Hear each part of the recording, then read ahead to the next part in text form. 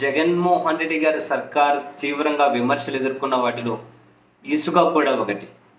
చంద్రబాబు నాయుడు గారు, పవన్ కళ్యాణ్ గారు వాళ్ళ ఎన్నికల ప్రచారంలో ఉచిత ఇసుక ఇస్తా అని చెప్పి ప్రచారం చేసి చేసి చేసి తీరా ఇప్పటికి వచ్చేసరికి ఇసుక విషయంలో నరకం చూపెడుతున్నారు అని ప్రజలు ఎక్కడికక్కడ మాట్లాడుకుంటూ ఉన్నారు.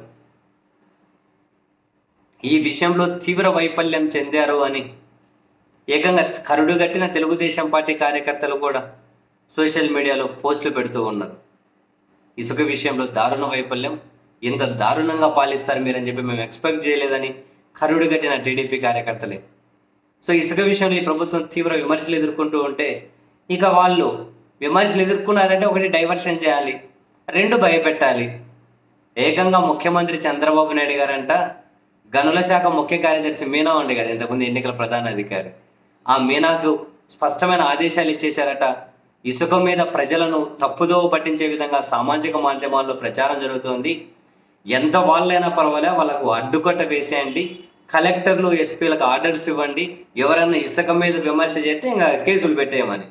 అబ్బా అద్భుతం సార్ మీరు, నిజంగానే ఇది ఒకటే మిగిలింది. ఎందుకంటే అధికారం ఉంది, ఇంకా మీకు ఇంకా అన్నిటికీ అదే మందు. మీడియా ఉంది, డైవర్షన్ చేయాలి, అధికారం ఉంది, ఇట్లా వాడాలి. మరి ఉచిత ఇసుక ఏది చూపించండి, పోయి ఆడ ఎంతమందికి ఇచ్చారు? ఉచిత ఇసుక ఎక్కడ ఎంతమందికి ఇచ్చారో చూపించండి. పోనీ ఇప్పుడు ఇసుక యాడ్ ఎంత అందుబాటులో ఉందో శ్వేతపత్రం రిలీజ్ చేయండి. జగన్మోహన్ రెడ్డి గారు ముఖ్యమంత్రిగా ఉండి ఆ దిగిపోయే టైంకి ఇప్పుడు ఏమైంది? ఇప్పుడు వర్షాకాలం ఇసుక తీలేరండి బయటకు, ఈ వర్షాకాలాన్ని కూడా స్టాక్ యార్డ్లో పెడతారు. అట్లా 80 లక్షల టన్నుల ఇసుక స్టాక్ యార్డ్లో జగన్ గారు ఉన్నప్పుడు పెట్టి ఉన్నారు. ఈ కూటమి అధికారంలోకి రాగానే దాదాపు 40 లక్షల టన్నుల పైన ఎతకాయలు వెళ్ళిపోయారు. కొందరు పోయి స్టోర్ చేసి పెట్టుకున్నారు, ఇప్పుడు బ్లాక్ మార్కెట్లో అమ్ముకుంటున్నారు.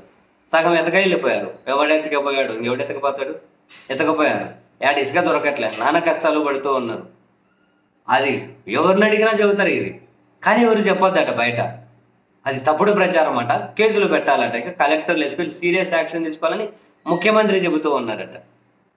ఎండల కాలము ఇబ్బంది వస్తుంది, ఈ వర్షానికి బయటకు తీలేమని తెలిసి మీ వాళ్ళు సగం ఇసుక ఎత్తుకొని పోతూ ఉంటే వాళ్ళని ఆపడం చేతగాక ఏం విజనరీలో ఎట్లా విజనరీలు అవుతారో నిజంగా అర్థం కాదు. ఎట్లా విజనరీ అని ఆ పత్రికలు టీవీ ఛానల్తో ప్రచారం చేయించుకుంటారు. దారుణమైన వైఫల్యాలు అన్నీ. ఇసుకది ఇంకా దారుణ వైఫల్యం. దాన్ని కప్పిపుచ్చుకునే దాని గురించి ఎవరు మాట్లాడొద్దట. ఇంకా ప్రభుత్వం ఒక గ్యాగ్ ఆర్డర్ ఇచ్చేయండి, ఇసుక అనే 3 పదాలను మేము నిషేధిస్తున్నాం ఆంధ్రప్రదేశ్లో అని ఒక గ్యాగ్ ఆర్డర్ ఇచ్చేయండి. ఇంత దారుణమే. డైలాండ్ ఇంకో డైవర్షన్, ఇప్పుడు ఇంకో డైవర్షన్ ఏదైనా పూనుకోవాలి, అది దొరికేంతవరకు ఎవరు అంట మాట్లాడొద్దు. అది దొరికిన తర్వాత దాన్ని లాక్కోలేక పీక్కోలేక పోనీ జనాలందరూ. ఎంత దారుణమైన పరిపాలన అయ్యా. బే బే బే బే